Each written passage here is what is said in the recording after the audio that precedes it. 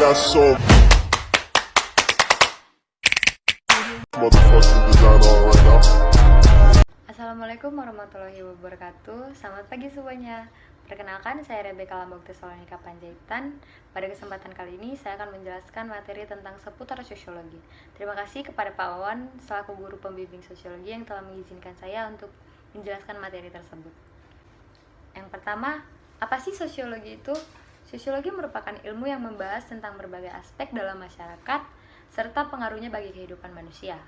Sosiologi pertama kali digunakan oleh Auguste Comte yang dikenal juga sebagai bapak dari sosiologi, dan kemudian disebarluaskan menjadi suatu disiplin ilmiah oleh Herbert Spencer. Perkembangan sosiologi sebagai ilmu dibagi menjadi 4 tahapan. Yang pertama, pada masa abad pertengahan. Yang kedua, masa abad Renaissance. Yang ketiga, masa sosiologi sebagai ilmu tentang masyarakat dengan menggunakan metode ilmiah dari keilmuan lain pada abad ke-18 Masehi. Selanjutnya, masa sosiologi sebagai ilmu dengan metode ilmiah yang mandiri pada abad ke-19 Masehi.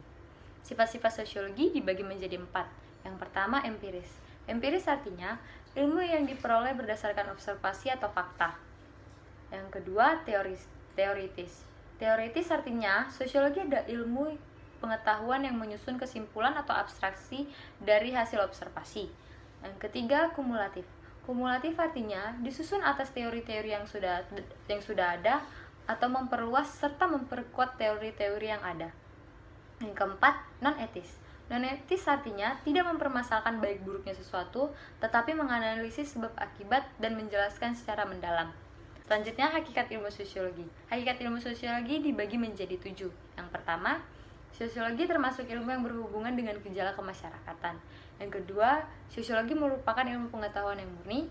Yang ketiga, sosiologi merupakan ilmu pengetahuan yang abstrak. Yang keempat, sosiologi merupakan ilmu pengetahuan yang kategoris. Yang kelima, sosiologi bertujuan untuk menghasilkan pengertian dan pola-pola umum. Yang keenam, sosiologi merupakan ilmu pengetahuan yang rasional. Yang ketujuh, sosiologi termasuk ilmu pengetahuan yang umum dan bukan merupakan ilmu pengetahuan yang khusus.